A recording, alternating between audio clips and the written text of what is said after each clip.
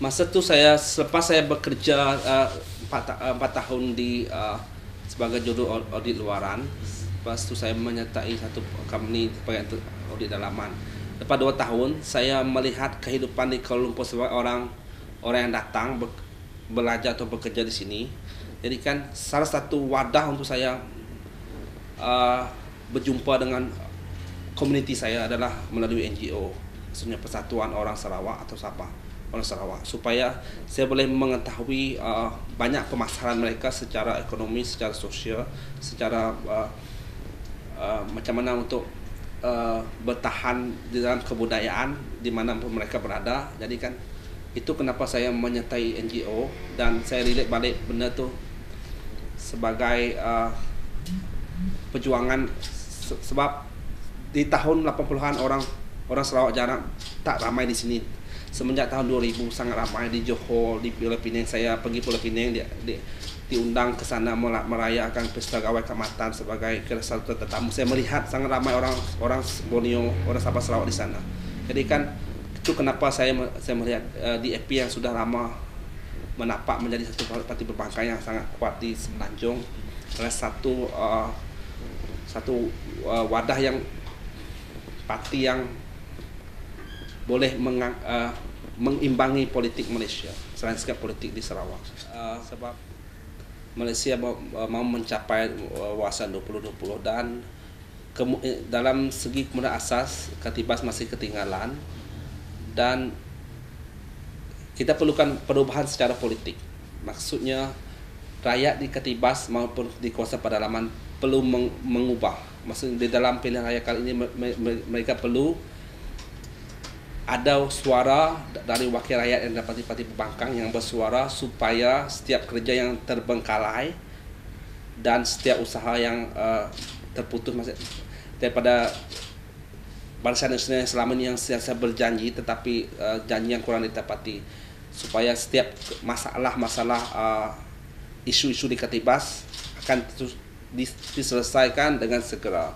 Itu yang masalah itu di sana dari sudut pelaksanaan saja. Sebab Barisan Nasional menjanjikan kami ada bajet bagi ini, tapi masa pelaksanaan lepas pilihan raya gagal dan terpaksa bagi bajet baru dan projek-projek yang ada sentiasa terbengkalai, dan setiap kali pilihan raya sentiasa menabur janji yang baru. Itu yang kita perlukan, suara memecahkan majoriti 2/3 di Dun Sarawak sebab tak pernah dipecahkan selama pilihan raya daripada tahun dulu-dulu. Jadi saya berharap melalui saya dan di kawasan pedalaman yang lain di mana ada parti DAP ataupun parti pembangkang Pakatan Harapan boleh mempercepatkan usaha pihak yang memerintah untuk menunaikan janji-janji mereka semasa pilihan raya. Sekarang ni sentimen yang saya sudah setakat ni, saya sudah pergi ke pergi ke hampir 93% kawasan rumah panjang. Dari 150 rumah panjang, saya sudah pergi ke 142. Tinggal beberapa rumah panjang. Setakat yang beberapa bulan ini saya pergi turun rumah panjang, dan saya tengok mereka walaupun orang tua sekalipun yang tinggal di rumah panjang, mereka mau perubahan. Jadi saya tengok sentimen dari 2011 itu sangat berbeza daripada yang tahun 2016.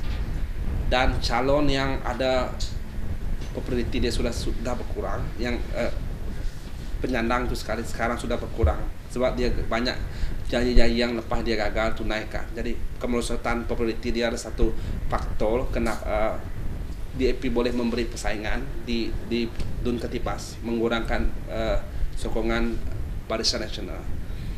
Tapi bergantung dengan siapa calon di dalam pilihan raya yang akan pertaruhkan.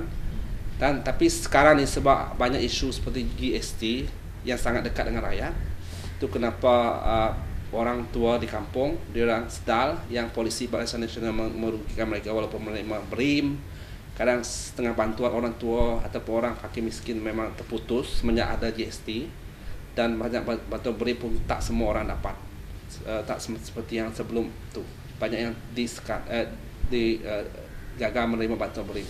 Jadi melihat secara penduduk, sebab secara Barisan Nasional melayan penduduk di Katibas sangat berbeza, sebab melalui pengagihan dana projek luar bandar Barisan Nasional masih mengamalkan polisi pilih kasih. Kan dia akan bagi satu kampung yang dia rasa bukan kawasan dia, ya, bukan bank vote dia lah, dia akan bagi banyak invest di sana dan untuk dana MRP. Jadi kesetimaan itu akan sedikit menyumbang kepada kemerosotan politik Barisan Nasional di Khetibas, sebab cara pelayanan YP di Khetibas dan cara political prosecution yang mereka laksanakan di Khetibas yang selama ini yang mereka selalu laksanakan akan menggunakan majoriti Barisan Nasional di Khetibas. Dan isu seperti GST akan membuatkan rakyat melihat, dan sebab sekarang rakyat terdedah dengan media, walaupun orang tua dia orang ada Astro yang enjoy, dia melihat TV3, dia perbahasan di parlimen, dia orang tahu yang kerajaan, sebab selama ni rakyat Khetibas, orang yang tak keluar dari Khetibas dia ingat Barisan Nasional itu ada salah satu-satunya kerajaan. Tetapi sekarang mereka sedar, sebab mereka ada anak ataupun ada keluarga yang keluar yang bekerja di bandar ataupun di Semenanjung, mereka tahu perubahan politik Malaysia. Jadi ikut sedikit menyumbang pengurangan majoriti di kawasan luar bandar, bukan saja Khetibas.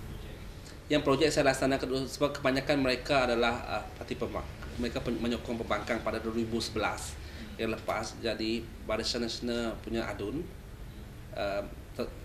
dia sudah bukan menghentikan allowance ketua kampung, dan pada masa sama dia mengabaikan kampung itu sebab dia ada berjiran satu kampung di sebelah-sebelah. Dia projek yang satu mereka terima sekali masa itu sepatutnya dikongsi dengan dua kampung, tapi lebihan daripada projek itu disimpan dalam store. Itu kenapa kampung yang satu dia tak terima, dia hanya boleh tengok benda tu tapi tak sampai dengan mereka.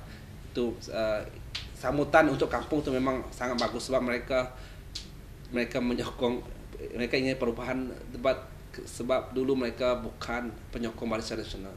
Itu saja kenapa